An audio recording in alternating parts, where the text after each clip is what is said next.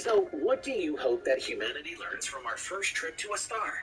Tell us in the comments. And as always, thank you for...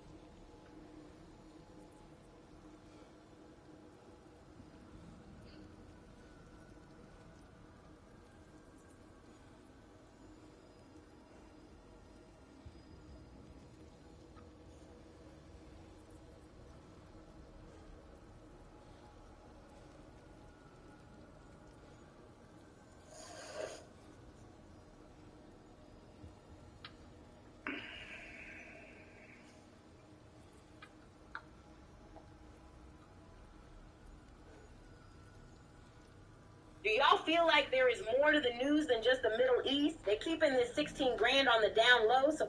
Welcome back, tribe. Let's get into it. Western gynocracy queens are furious. Government trying to stop men from marrying feminine type women. Interesting. If you are making $100K a year, how much would you expect your man to make? Equal or more. Why? Because when I look for a partner, I look for equal. Or if it's more, I'm not complaining, but it's got to be equal. What do you think about this statement? My money is our money. Her money is hers. I agree. I 100% agree. Why? Our money is our money, but her money is her money, right? She's earning for herself. But like, oh fuck, no. You expect a man to protect and provide for you. Yes. If a man is expected to provide and protect, shouldn't he have some form of authority over his woman? No, not at all.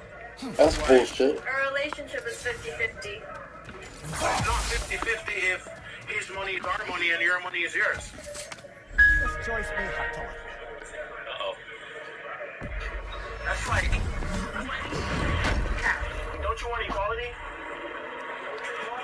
Like, you guys want equality and stuff. To start that, you gotta, like, pump your own gas. This is a Volvo, right? Yes. New Jersey, right? Yes. No, equality. You guys want... You gotta keep clean up. You pump my gas. Pump my gas. That's your job. You pump my gas. So you don't want equality as long as... No, I don't. Okay. So it's not believable. It's good that we can clean. Okay. Okay. Crazy women don't care about equality when it comes to pumping their gas. Shit, that works for me. The Swedish feminists are so annoyed that Swedish men are importing Thai wives. I don't even know where to start with this, and this is not the hot take you think it is, because those Swedish feminists are actually protecting you from being taken advantage of, and I'm giving just one line. Some of these men, they pick up Asian wives not because they love them, they pick up Asian wives because they fetishize them according to them. Oh my god. Asian women are supposed to be submissive and, docile and all those Western, depiction of what. That's not fetishizing somebody. That's stating your preferences for behavior. They like them because culture makes them more feminine, more submissive, a better quality mate to start a family with. They're more mothering, more nurturing. They have all the feminine qualities you would be looking for, because in Asian societies today, family still reigns supreme. Family is the most important thing. They don't care about woke ideology, about progressive values that we have here in the West. A woman is expected to be a woman, and a man is expected to be a man. And when you come together to start a family, it's not just you and your needs and your wants. It's all of our needs and our extended families that we're bringing in here. It's two families combining together. That mentality is completely lost in the West. It's so individual here how we think. It's how do I just be happy? How is he gonna make me happy? How do I feel about this? Me. That's the attitude in the West today, and it's disgusting. Nobody wants Western women's mentality. No relationship with marriage, wives, mothers of our children, anything. Because it's narcissistic, because it's selfish. That's why we go overseas for other kinds of women, because they still are exactly what we're looking for. And I do it a fetish, it's not just a hype that men are going for. Are there some men that are going overseas because they particularly like Asian women or particularly like Latinas? Yes, that's a fetish, sure, they do. But for the most part, a vast majority of men go overseas simply to find a woman that thinks the way he does about family and has family values ingrained into them. Of course, the other side of the aisle that gets left, ignored, and passed over for these kinds of women will always go to the shaming. They're poor, they're dumb, uneducated, they have no money, they don't know what they're doing, they're being predated on by these men. Or on the flip side, they'll say, yeah, these women don't even love you anyway. They're using you. You're just a wallet to them. You're just a green card to them. Yeah, great, dude. How is that any different than getting used in the West or being told you need to make 6 figures, you need to drive a nice car just to ask me out? I'm the table and everything on it. You need to cater to me. You need to be an alpha male. I want a bad boy. But also, he needs to be a simp and, read my mind and do everything I ever want without asking. These people are delusional, bro. That man doesn't even exist. Not even in the West. Nowhere. Not even in fairy tales. Where they've concocted up this Superman / mega simp all rolled into one blows my mind. Asian would be so, yeah, I think she should be thanking those Swedish feminists still, because those Swedish You are coping and seething. You just can't accept what you see. Yes, you're coping and seething. The truth is calling, and now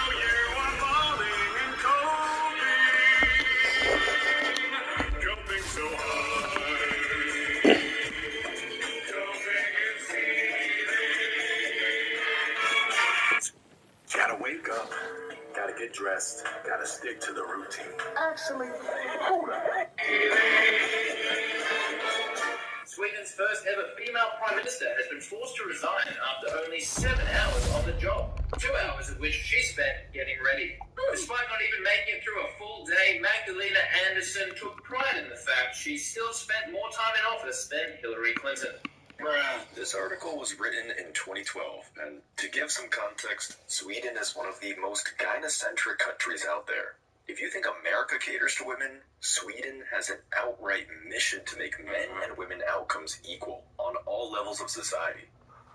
And the government, on the behalf of their strong, independent women, tried to pass a racist law outlawing their men from marrying Thai women. So, instead of the women becoming more marriage material, they want a dictatorship and control the Swedish men's body. The same women who claim to fight oppression of women and chant "My body, my choice" are oppressing Thai. So it says, as well as a growing number of Thai workers traveling to Sweden as seasonal workers, the number of Thai women arriving in Sweden has increased threefold over the last 10 years. Over 80% of Thai immigrants are relationship partners or Thai wives of Swedish men. And Sweden, like Germany and a long tradition of men seeing Thai women as life partners.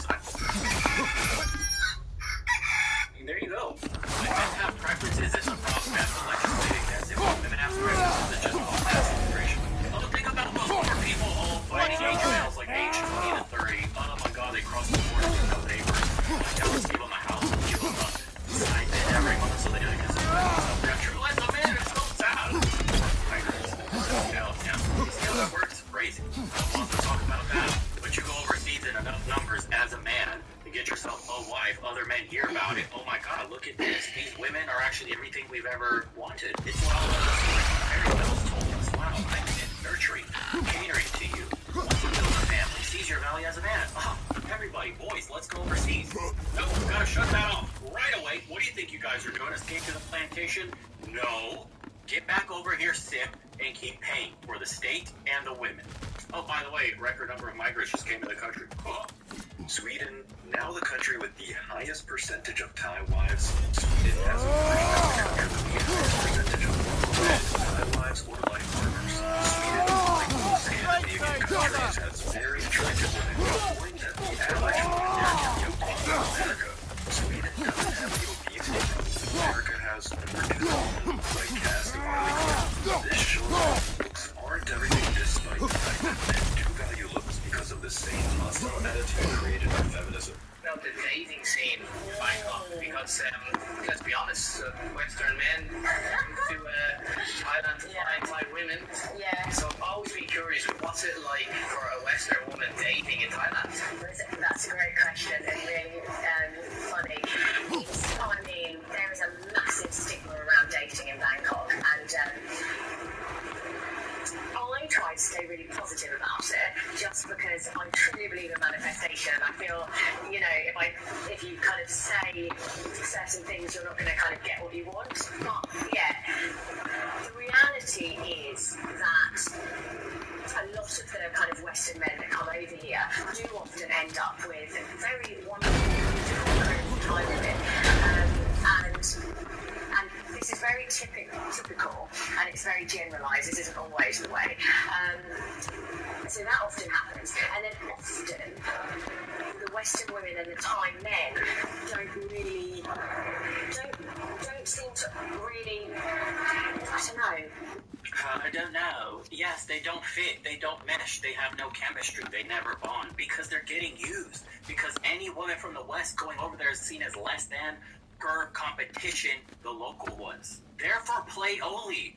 I've been traveling, trust me, I'm overseas right now. I've met with plenty of men that have come from other parts of the world, traveled through here. Everybody says the same thing. Western women are looked at as something you play with. That's it. It does not go further than that. There's no intimacy here. It's just using somebody's body. These women that are going overseas are actively engaging in the thing they are complaining about and accusing them of doing, sex tourism. You want to know who engages in sex tourism the most? It's women. Women have no chance to build an intimate, lifelong relationship with these guys, especially the younger ones, because there's a bunch of cougars going out there all over the world, just having fun with boys on the beach. younger dudes, studs, that are blowing the cobwebs off that box. And they have no chance. They literally have Blowing the cobwebs. that, oh my god, he really loves me.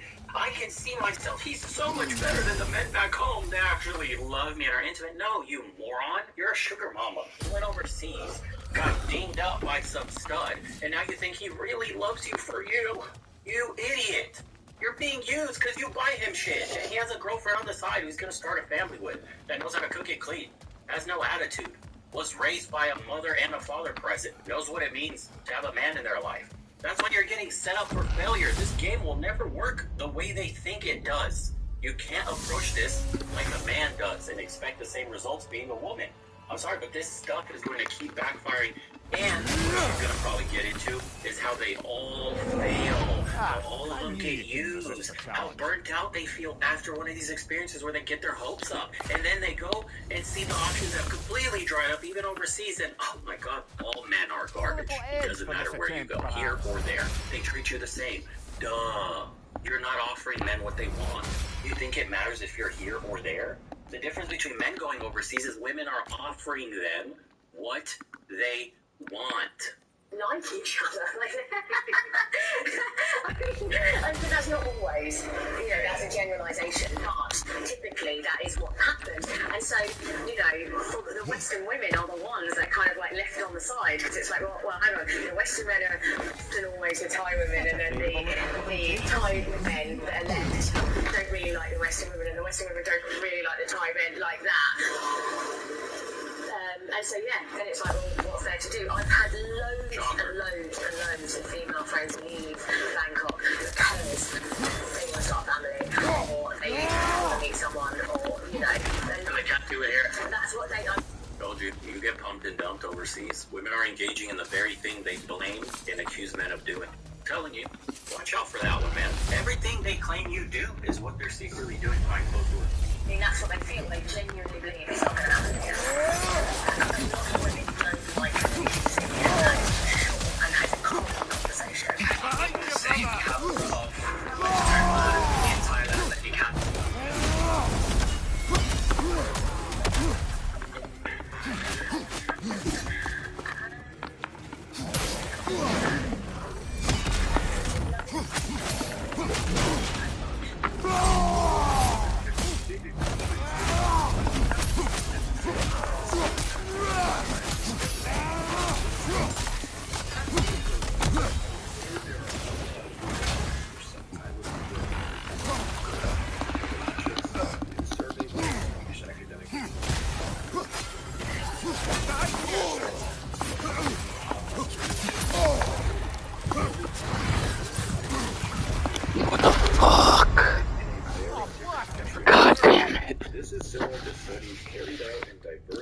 Such as Finland, Germany, and Australia, where government agencies have accepted that most relationships between Thai women and foreign men are, in fact, bona fide. Perfect! The Thai women who come to other countries to work the lowest paying jobs comes from poverty.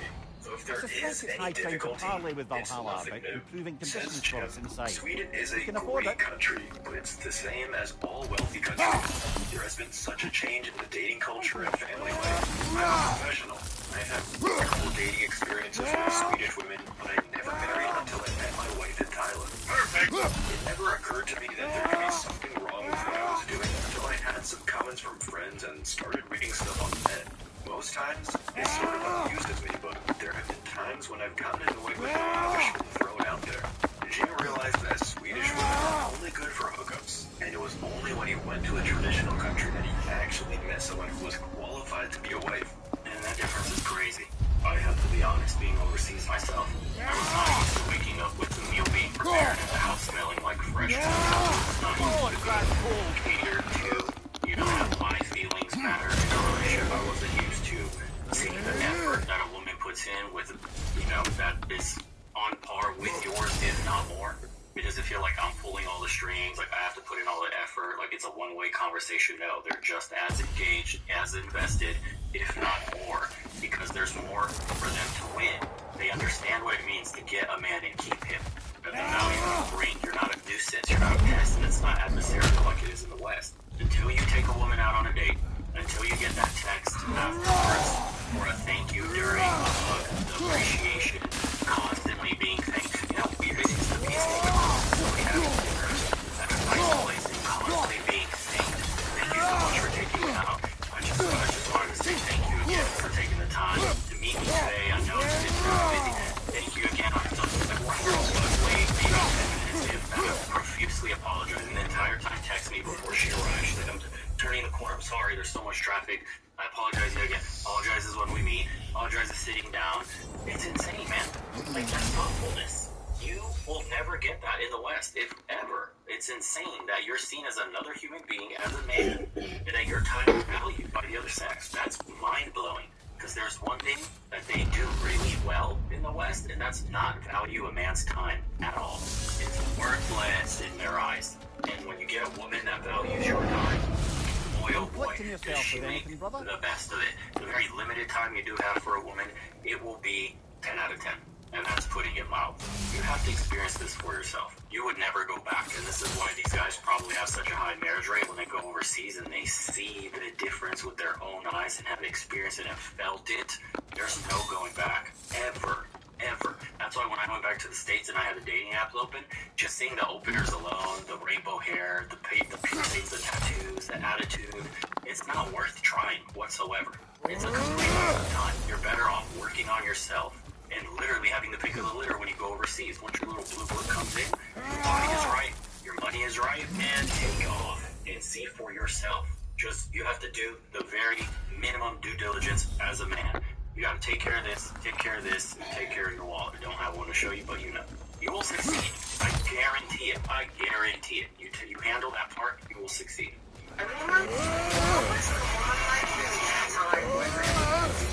Oh, am I now? Wait, what is that taste? Oh, bitterness.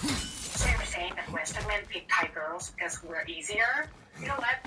Please enlighten me. The fact that men in your hometown can pick you up on the street but choose not to, but instead fly across the continent to my country and start dating Thai women, please tell me, us is easier? And since you are a self-proclaimed independent and educated woman, maybe you should know that real intelligence and real education lies in the ability to understand and respect another person who understands their self-worth. You do not have to put other people down to make themselves feel better. If you really need to make yourself feel better by talking down to Thai women because we take all your men, it is time for you to self-reflect and really ask yourself, do you love yourself enough? You're the type of person who likes to judge and discriminate people from different tastes. I cannot God damn you. treat a person correctly. I wonder why a person in my index is fast. What do I know, right? I'm just an anti-junior girl. Emotional damage. God, yeah, look at some of the comments. Nothing infuriates a woman more than to see a man happy without her. The only thing women love more than chat is power. Okay. If you don't meet their standards, why do they care if we walk away? Exactly. Perfect. I don't want drama. Some women just want to talk. It says Thai women are not stealing your men. They were never your men to begin with. Asian women being submissive is a fallacy. They may project as demure, but they are just not arrogant. They appreciate the difference between men and women and understand that a relationship is a partnership. They know that being healthy and fit is as attractive to men as men being strong and capable of caring for their families attractive to them. They don't try to be men, and they don't want their men trying to be women. If everybody on the team wants to play the same position, you don't have a team. That's a very good point. But be assured, if you as a man do not fulfill your responsibilities to the family, you will be held accountable. How do I know? Lived in Korea 5 years, 6 in China, have been in Thailand and Myanmar. I have also worked with women from Malaysia and the Philippines. Been married to an incredible Chinese national for 7 years now. She's out of my league, beautiful, university graduate, and speaks English better than most of the women I hear complaining in these videos. Gentlemen, all that needs to be said is your passports. Touche to that one. See you on the next one. I like it. It's mine. The prices blow my mind. I feel so rich. I feel like a billionaire. I'm shopping like a billionaire. I'm shopping like a billionaire. I'm shopping like a billionaire.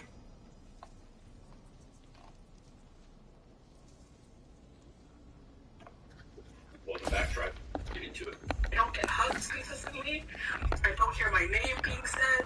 And there's no fault, it's just circumstance. But now I'm in a position where I feel like I sometimes can't picture a love that meets all of your needs.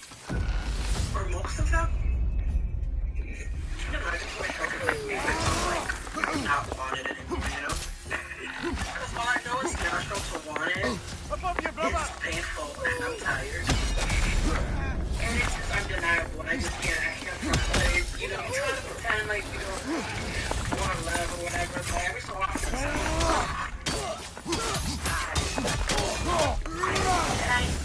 like, too hard. And now at 36, I live in a house that I own with a great career. I make friends and family and a cat. And I may very well be alone forever because I don't want anyone to sleep in my bed. This one right here. So, you know, just a word to the wise for all those 28 to 32-year-olds who are thinking, yeah, I'm an independent woman after a long relationship. I can do anything you can. But just do anything yourself. Newsflash. No fucking good girls in today's society.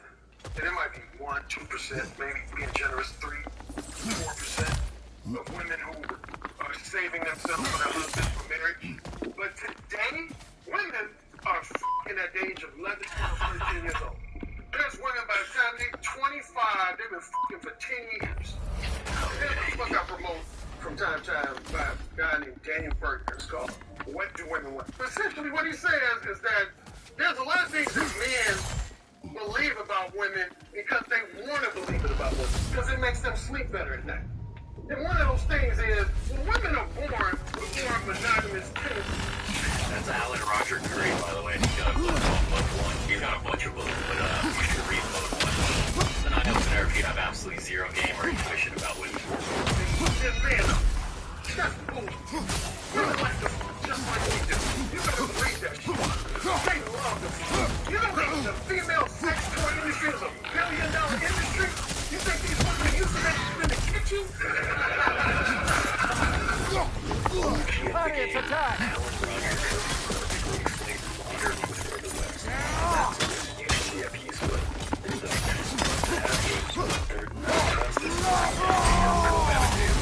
If you are become a passport bro to a traditional country and move there. Even with the passport, bro, don't get it twisted and think that you're gonna find your unicorn out here in the rest of the world. It just won't be as extreme as the women in the West. Like, we see those TikToks or shorts where the chicks are getting interviewed on the streets and she'll be like 19, 20, 21, talking about she slept with over 50 dudes, 100 dudes. Like, that's wild. You'll come out to these other places here in the rest of the world and the answer will probably be like 3, 5. High end is talking 10, and then anything above that, you're probably in the capital dealing with street queens, so it doesn't matter. I believe your If target you're looking on the for a virgin battlefield wife there. today, bro, you're out of your mind. You're asking for unicorns. It is that rare. You have to go to some far-flung reaches of the world where their culture couldn't be any more different than ours. You're looking for anyone that's never seen themselves in a variation of modern life. You're not going to find that. That's just the reality of the situation. I don't expect that. I think it's insane to expect that. And the only thing you could really vet for in a woman today is her interest, her behavior, and especially how she treats social media, relationship with her father, her mother, brothers and sisters. Because in the end, that's what's really going to matter. If she's addicted to her phone, if she has a wrong relationship with family, those are the red flags you really need to look out for. Everybody has a history today. It's often possible to have skeletons in the closet. But the most valuable ones are the ones that have done the due diligence, that understand the trauma that they have built up or inherited from family, and or the ones that have enough common sense or introspection to understand how the world at large works. Think about being like red pill in terms of society, politics, you know, dating culture, everything at large in general. They understand that it's all a game, it's all about power and control, it's everybody's getting used for profit. You know, like, if she's got that kind of head on her shoulders, you know, that's a good match. You're never going to find a chick with a zero body count, and if you do, and that's what you're looking for, I mean, more power to you, brother, but just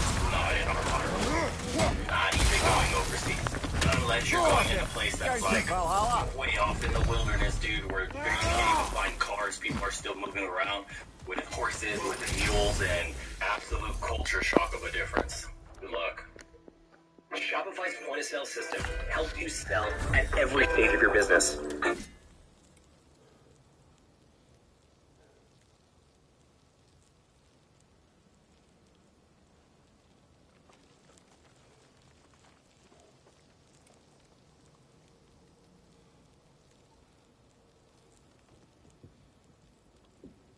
Meanwhile, Electra walks through the streets of the city until...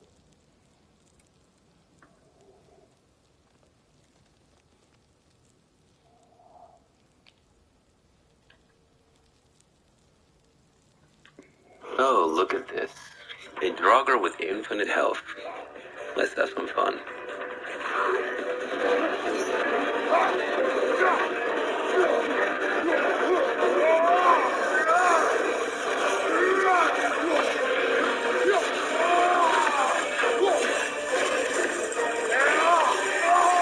Make sure to subscribe.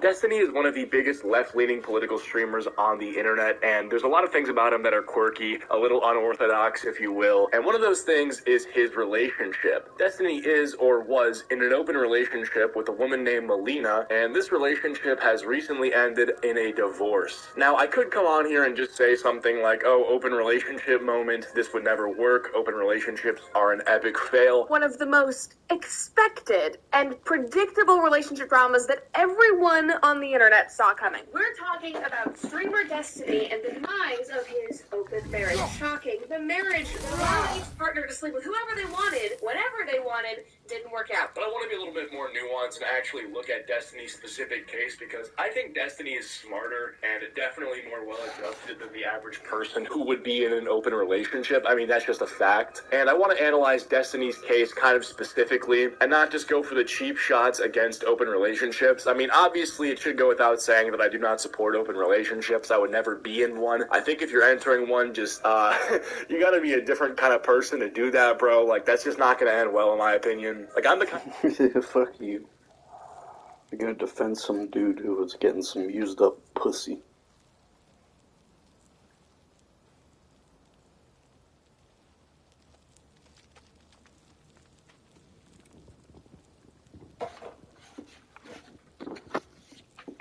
Everybody, and they will not allow him to be happy. He's not allowed. They get him kicked out of every place he goes to. He goes to a restaurant and shows up, and they find out he's there. They start bombarding that restaurant nonstop until the restaurant asks him to leave. Excellent. A lot Listen of be people clear. know Up that and onward. I'm so sorry. Nobody's scared.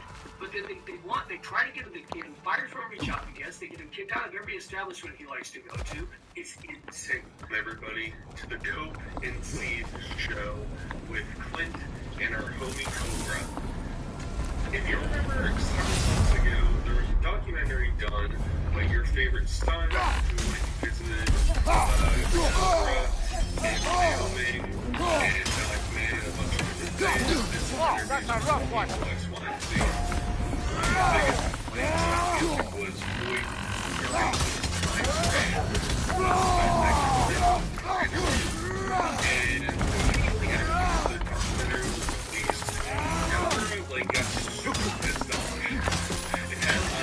basically talking about how the documentary was very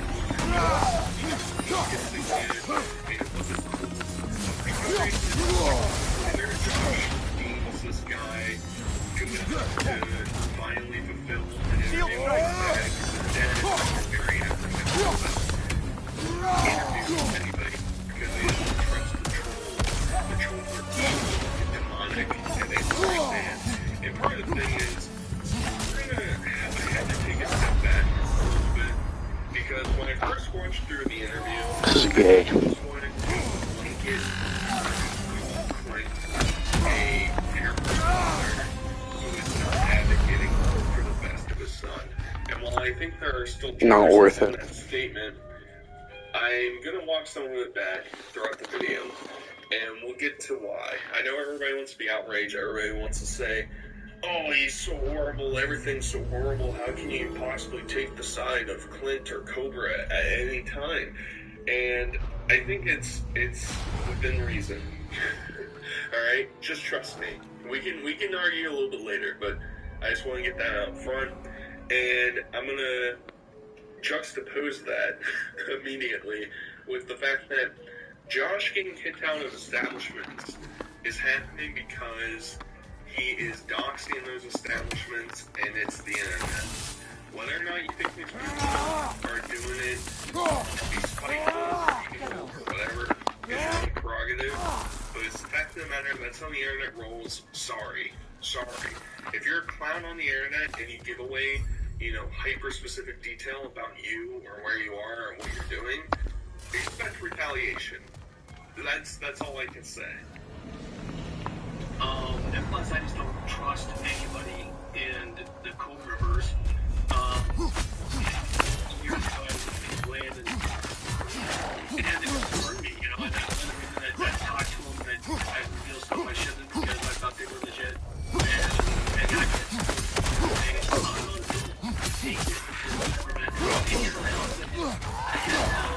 and they all just always. I'm 100% record. I'm going to bed.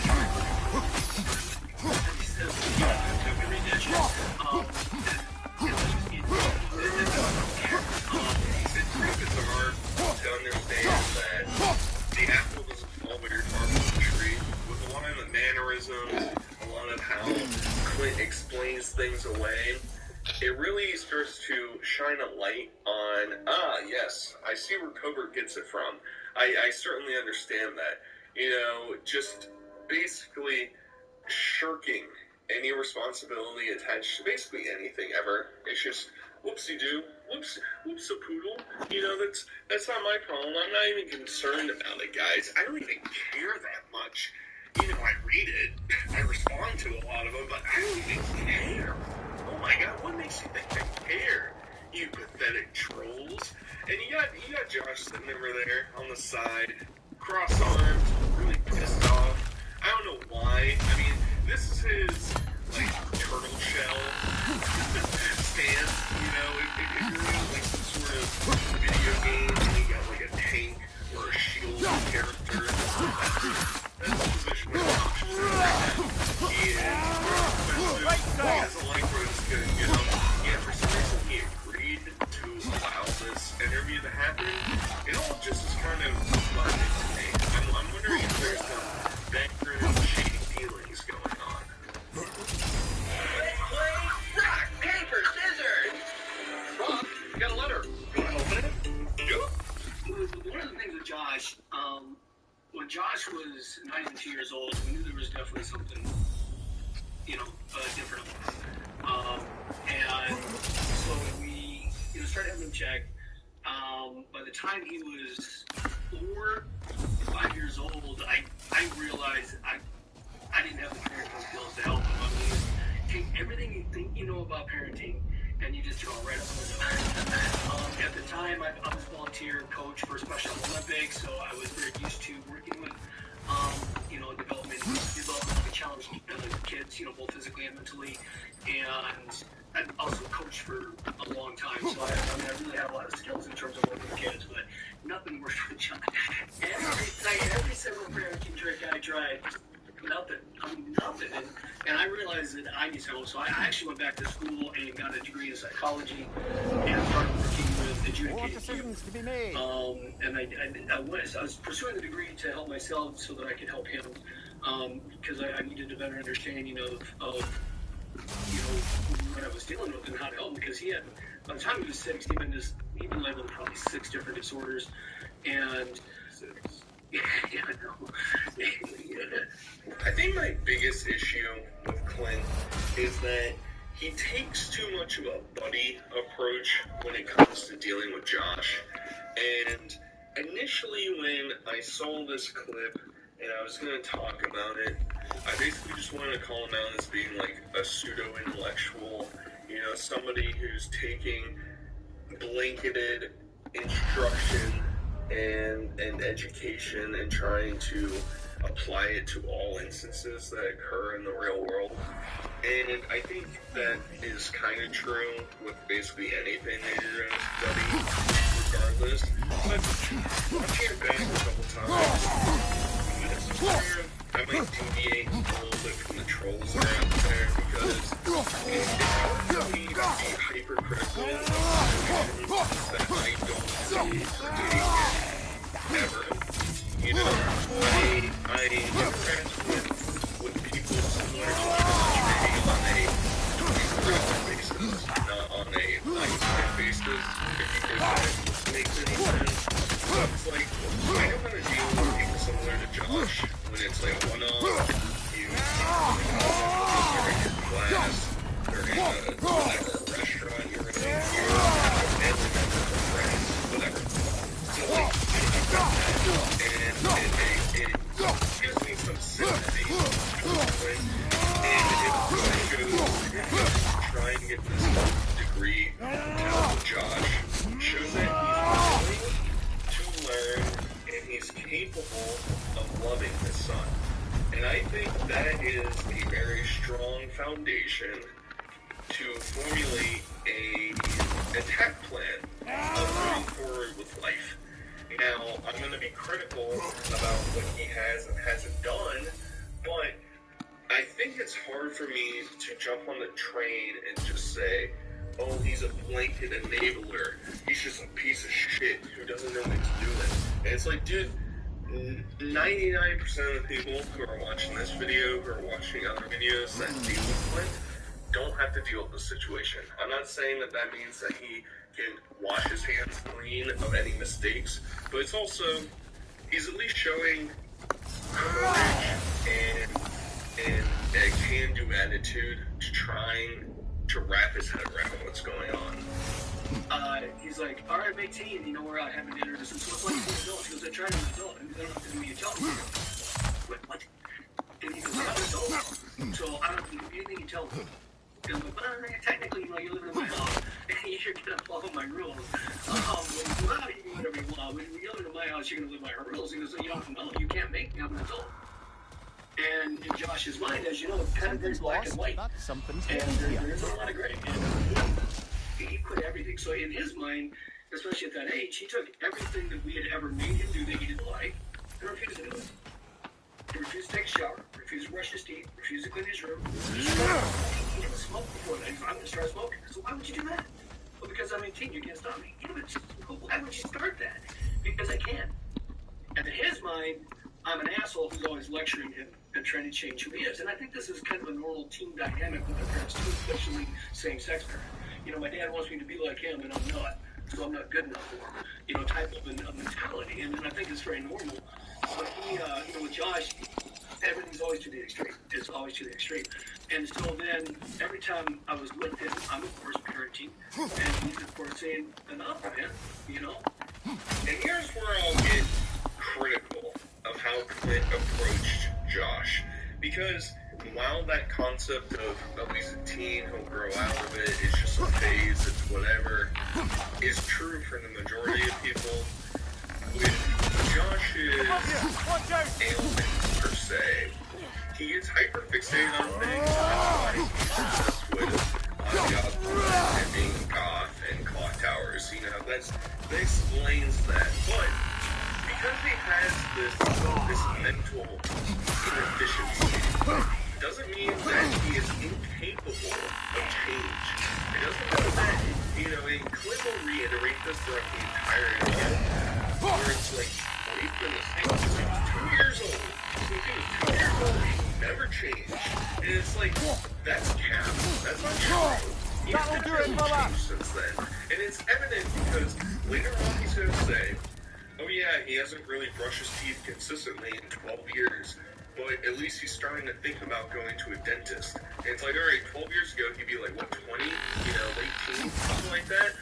And so, he clearly was brushing his teeth prior to that. So it's a new developed laziness of him, you know? And maybe you have to parent him a little bit differently, maybe schooling him or spanking him or grounding him. doesn't necessarily work as well, and, you know, makes them shut down, whatever. But you're still a parent, and you're still the adult in this situation. Basic hygiene is something that should be non-negotiable. Non-negotiable. You can say, well, you know, he really likes snakes, he really likes being goth. I can't really force that out of him. And I'm like, you know what? That's reasonable. Sorry, you know, you can't dictate every little aspect of your child's life. If you want them to be successful, one of the basics should probably be, I don't know, taking a shower, and, I don't know, brushing your teeth. I don't know, cleaning those basic things. And for some reason, everybody is under this idea of, well, Josh said he turned 18 and he's an adult, and I'm just, what can I do? What can I do? Oh my God, this is insane. What can I do? We're still the adult. We still have the funds. We still have some interests that you could go to, whether it's counseling or go to a rehab facility that can help train both of you as to how to deal with this. You know, there's options out there. You're not completely hamstrung. It's not like Josh is 2,000 miles away in a different state to do whatever he wants to do. It's like, no, he was still living under your house until he was in his early 20s, mid-20s. It's like, there's a disconnect here, Clint. Alright? You gotta own up to your own issues, and then we can start to... I really need that elemental hunter. We can be a little bit more lax about. And I finally realized, and this was hard at first, it's kind of easier, I realized, you know, if I'm going to be in his life, I'm going to have to do a couple different things. One, I've got to stop trying to change him. Not, you know, because obviously as a dad, I don't want my kid brushing his teeth. I don't want my kid taking his shower. I want my kid spending time, you know.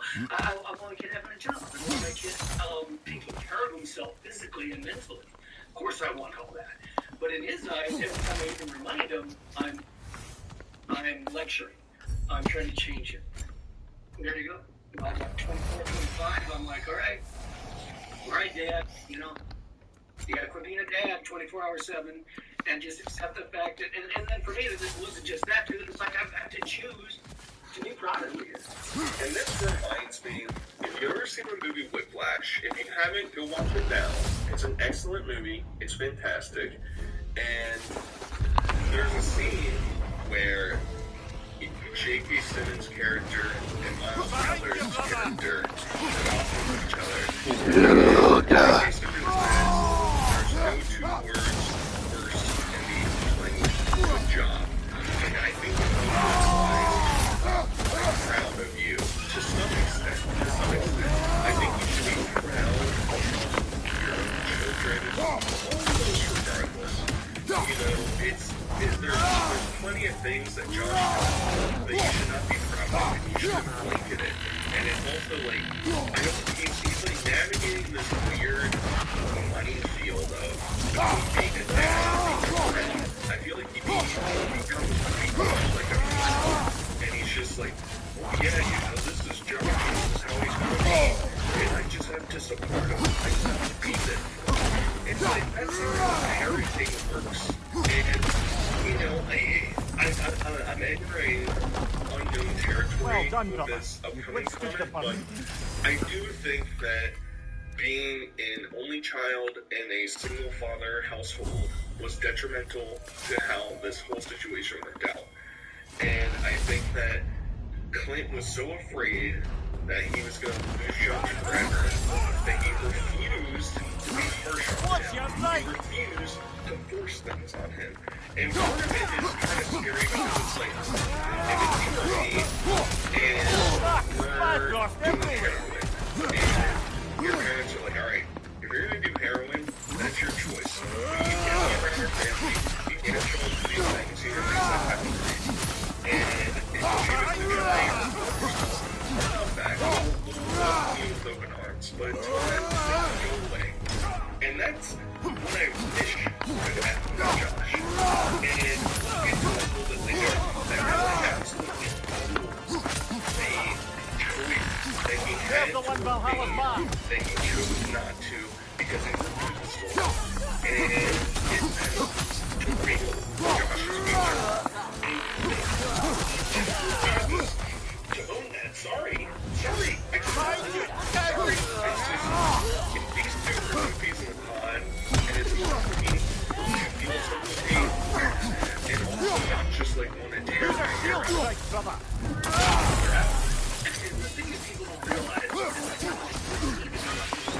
No.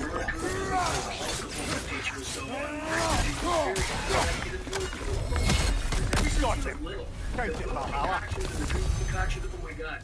And I'm like, dude, the shit you put together and put in your mouth is just horrifying. And people would pay to watch that, man. And forever I tried to get him to do that when I first started his channel. Like, you know what you need to do with the channel? You need to do your concoctions, dude. Oh, I'm cool, dude.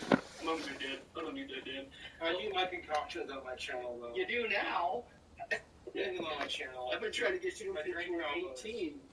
Here come the excuses from Clint, and he'll reiterate this. He'll say, you know, I do think that your favorite son is being a little bit too tame, a little bit too passive with the interview. At the same time, this is your really only shot in order to getting some insight from Clint. So I sort of understand the approach of not being too confrontational, not pushing issues too much, not trying to aha you, oh I got you type of thing. You know, it's like, Excellent. but The way at the same time, I feel like you have to push back, because if you're going to start saying, well, you know, I run several businesses, I'm really busy this time of year, I just can't get it all put together. Alright, well, if you want to take the back seat on something, you know, if you want to take the back seat on Josh's alcoholism, his teeth, his hygiene, his duster addiction, his food combos, whatever you want to take the back seat on, alright, you do that. But then somebody else has to pick up the load. Is that going to be Josh? Well, you said it can't be Josh. Josh can't be at fault because he has a mental disorder. Oh, that's weird. So wait, just whoopsie-doodle? That's just how life shook out. No, that's not how things work, dude. So it's like, if you care so much about your son, you're going to find ways to navigate your busy schedule to make sure that he's on the right track. Not, sorry, son, it's the 3-month busy season of my companies. I'm just going to say, all right, go for it. And it sort of makes sense because he says October, November, December. Those are his 3 busy months.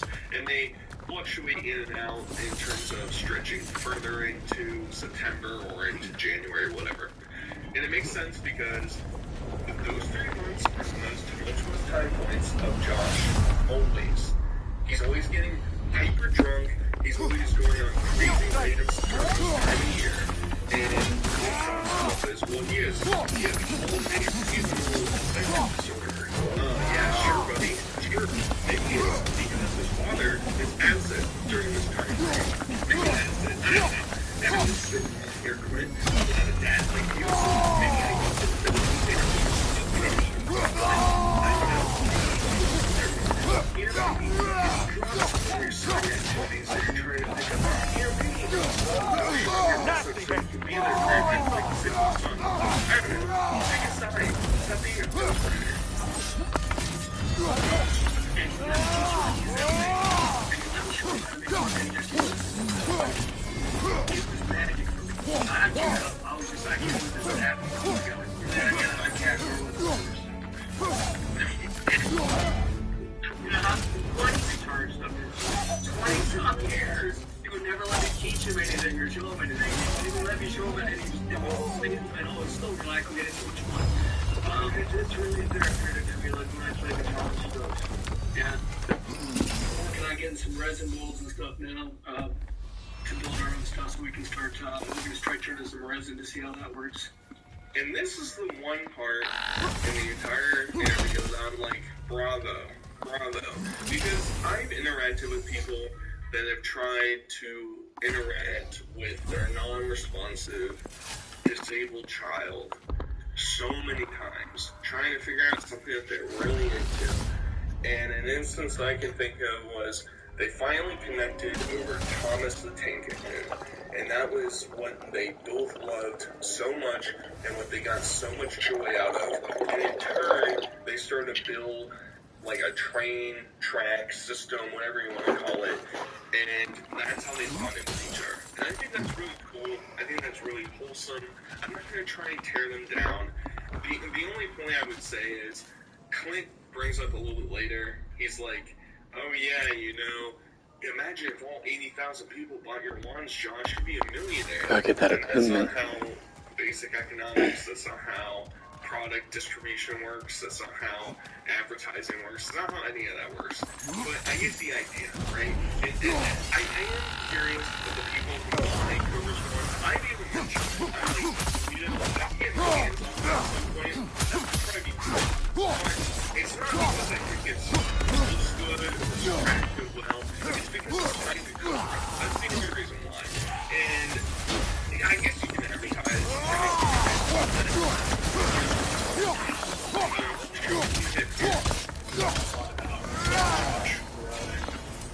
And becoming more self-reflective. But I think it's also respectable that you have felt that same growth and learned to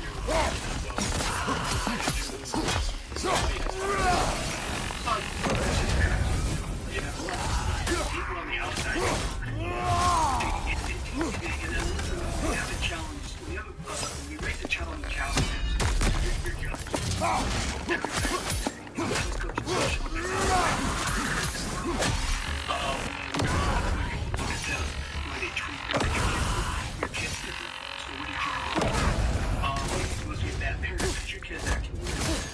so it's very easy to parents you and to this day I don't and I about that kid's ass. I don't think that's the problem. I want to spank him. See, I can't tell if it's a joke or not coming from Josh, but that's 100% true. If Josh was spanked more as a kid, he would turn out much better. You know, you can disagree with me if you want, but I believe that punishment at times, not 100% of punishment should be physical, but there should be some aspect, especially when you're really out of line. And it's also, Clint, the difference is, Josh is a most functional member of society. That's how I would figure I would put him. He's not, you know, he doesn't fit in like me or you or my next door neighbor, you know, but he could go grocery shopping for himself. He could probably get a license and learn how to drive a car if he wanted to. He could pull down a job if he was really committed to. But there's a shortfall in there. You can try for being able to do any of this stuff, but we all remember what he was like when he had his job at Wendy's. He was more coherent. He was able to form relationships. Fucking fine. He was able to keep a consistent schedule. And all those things are gone because he's become an alcoholic. He's become addicted to Duster. He's become addicted to the internet. He's become addicted to his own ego and his own personality. Clint is trying to frame him as somebody who has this problem, who hates himself so much. That's why he live streams himself non-stop and stares at himself for several hours every single day. That doesn't make a lot of sense to me.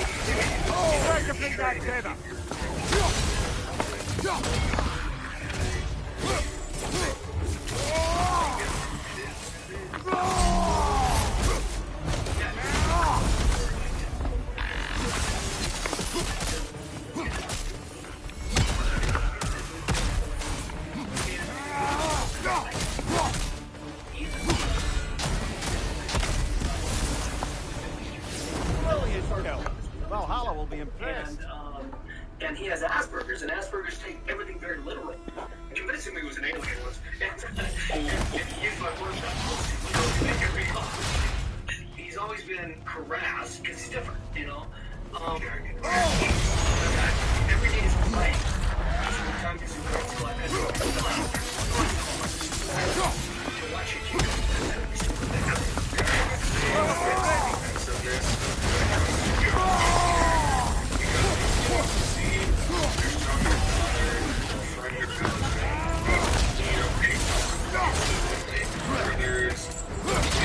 Essentially, and a loser in the outcome.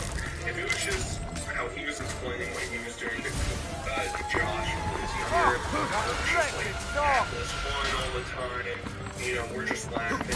But it becomes strange when the interaction is what Josh can't do, and Josh thinks the control is like the cat food. And it's funny because Josh doesn't comprehend what humor is and what is supposed to be... Can I please get another fucking runic attack? You know, a little stabbing in the side of his gut. He just, like, can't comprehend that, so I get it. But it can't just be... It's always on the trolls. The trolls are always at the crux of it. That just can't be the solution to everything. I mean, we're so worried about the decline. Josh is drinking. You quit chat. What about the fucking drink? I enjoy it. I believe your target's on the battlefield there. We don't want to have that conversation. But it's about wrong points. I don't get it. I just understand that you're like that. That the only way you get out of it is 5-6 hours a day harassing an autistic girl. And this is one of the things that I have. Yeah, I just want to go back to Josh. I mean, he has substance abuse issues that we talk about a lot. He knows how I feel about it. Bag it. And I'm not going to get into that on camera for his sake, but...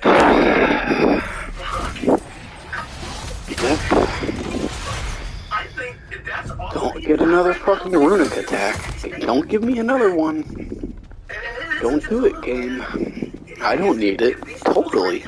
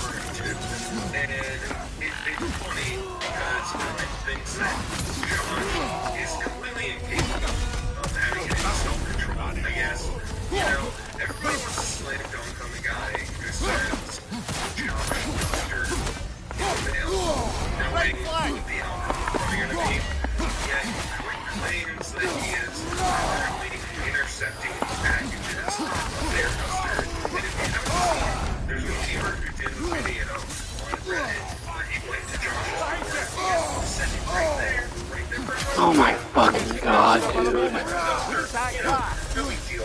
And I'm not saying it should be there 24/7, but I kind of am saying that. Because if it's all the trolls' fault, everything that Josh is addicted to as a kid, it's all the trolls' fault, then you're just like, whatever it is that you locked in some asylum with Josh. It's just like, I can't Die. If this was the approach and Josh was 16 years old, My fucking god, dude. and he was becoming interested in these things, Josh is in his 30s. He's not, you can't treat him like some little kid anymore. And if the outcome is Josh hates your guts and never wants to interact with you again, then you can keep trying. I'm really glad you're fucking dead. When Josh dies, because of some seizure, Oh my goodness. of everything he does, It's fucking useless. or whatever awful thing is going to occur to him, at least he can say, man, I fought so hard to try and save him, and I just died. And then at that point, you can probably chalk it up and say, Motherfucker. yes, these other symptoms that caused him to ultimately die, like it is that actually that mental deficiency that led him down this path, and he can fucking faggot like hell to try and save him. And that's what Clint already thinks he's doing, but he's just enabling him, and that's just the truth. It really pissed me the fuck off, bro. Nothing I can do about it. I did finally track down one of the really nasty trolls who trolls me all the time. I finally tracked him down a couple days ago. And seriously thought about sharing his phone number and his address and his name and his family's phone numbers and addresses and names. He's in Massachusetts. And I thought about sharing it all with everybody so that he could, all the troll fans of Josh could just bombard the shit out of him and his family and see how long they last. Like I said, And this is the insane asylum. They were reaching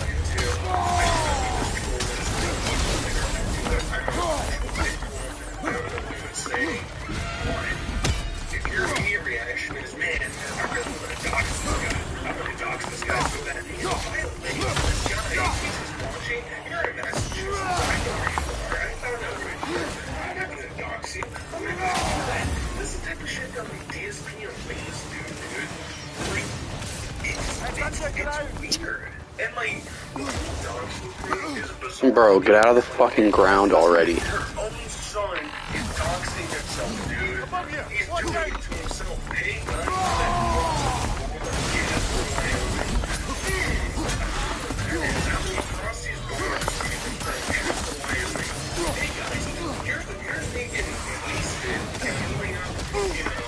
Dude, I'm really getting pissed off here.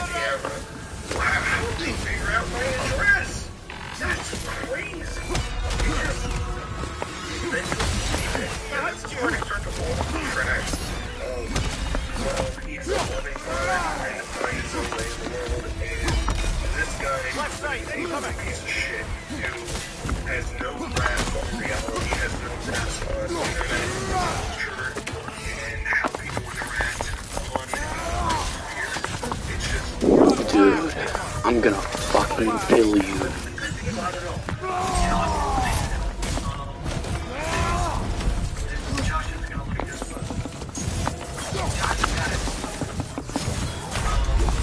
Oh my fucking god.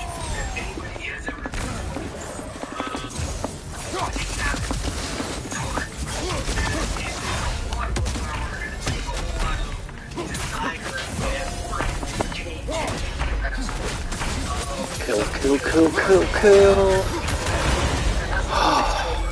Satisfied Valhalla? Let's take the way up. Or whatever it is, but it's a habit. And if Josh is going to change, he's going to want to change. I don't want to stop drinking alcohol. Dude, are you fucking serious? Can I please get another fucking runic? This shit is rage-inducing. This is the worst part. Because I'm gonna fucking die. 2 weeks ago, bro, he was ranting and raving and going insane inside of his apartment at 5 o'clock on a weekday, just screaming and going insane and falling over and passing out and having the cops call on him and yelling at neighbors. All this was happening. No, don't worry, guys. He's making efforts to stop that. Remember when he said that? Remember that when he was running inside of your car? When you got him arrested? Do you remember that? Or do you have amnesia? And you just want to ignore that? And it's just, oh, well, that was just a rough moment for Josh. And all the subsequent moments that occurred after that, Hello. Screaming and getting high, all those things, yeah, those are just freak troll incidents. I can't do anything to stop them. That's just insane. It's like, my sympathy is gone. It's gone. You know, I tried to take an approach early on in this video where I'm like, he's fighting for him. He wants to do right by him, and he just doesn't know how to. He is actively enabling him and actively disregarding the evidence we have of Josh being a degenerate. Jeez, I'm not to take Valhalla from some help, even if it's just for this event. Snapped, was sold. Because you're like this awesome freaking line, and you're like, oh my god, that is cool as shit. No, it's not. Fuck this. Snaps it in half and throws it away. And he does that with. That's a great. And the wands are a metaphor to real things in his life as well. Big Ben, Big Ben. He's in the people with Asperger's, as you probably know. So Josh, he focuses on things: the color black, the color green, snakes, cobras, Big Ben, bell towers. These are things that like guns. These are things that he's been this way. This has been this way since he was 2-3 years old. At night, at 9-10, I'm knocking on his door. He won't let me in his apartment when I'm like this because he knows he's going to get a lecture. So he won't come in out of the shower and towel right here. He won't open the door. And I'm like, dude, we gotta go. Stop. And the more I rush him, the slower he goes. And literally 11 is when he'll finally come out and we leave. Odd for his landlord. Oh, man, what a great job. He is awesome. And he watches Josh's videos. He goes great. We know the situation goes on a bunch of apartment building where your landlord is like raiding lunatic mental asylum patient. Bro, are you fucking kidding me? And you should say, well, sorry guys, you can't be mad. It's like, dude, this guy is clinically insane. I don't like having cops show up and having different people show 24/7 at this apartment. Enemy strength is wrong, brother. And I feel like if Clint had any empathy or sympathy for anybody in real life per se, then he would move Josh out of that apartment for the sake of his neighbors. For the love of God. It's like, it's neither one of these two are Stupid bullshit, dude. I need another runic. This is not giving. I think his lack of punctuality really hammers that home because yes, you get fixated on things, yes, you do whatever, and maybe it would be completely different if Clint says, I'm going to show up at 9 o'clock, you have to leave at 9 o'clock, and he shows up at 9 o'clock, and Josh is recording his song, and he hasn't gotten ready yet. And Clint shows up and says, Josh, we have to leave right now. What's going on? No point. No fucking We have point. to leave right now. And Josh says, I just gotta get the fuck over there. let me go get changed real quick and we'll leave. Or take a shower real quick and we leave. The fact that it takes them multiple hours to fulfill the basic requirements means he doesn't give a shit. Valhalla got a bounty on that one. So he has like huge expectations of other people. Honestly, I truly don't care about how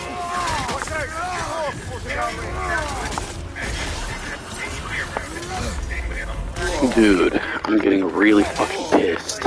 Really fucking pissed.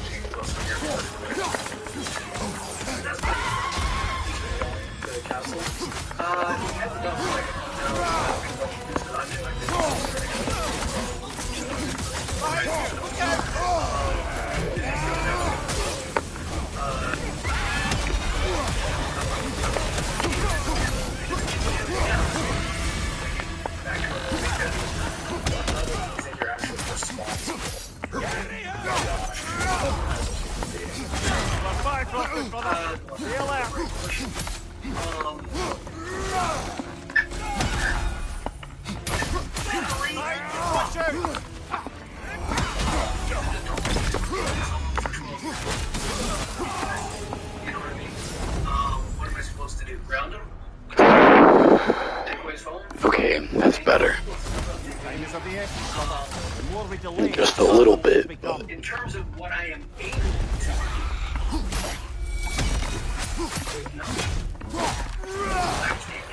there's this huge movement to Clinton's movement. I don't have that capability. I don't have the right. I can't, he's not a child. I can't just say, I'm going home. And I have friends who still work. I took it over to 10 years. I have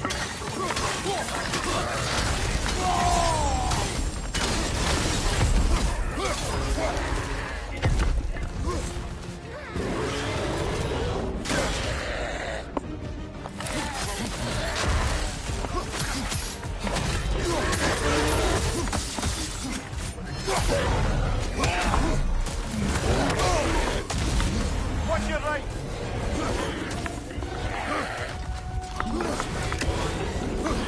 Bro, come on.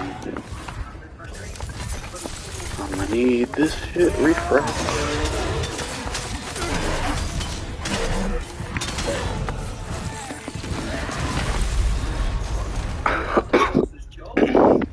Not worth it.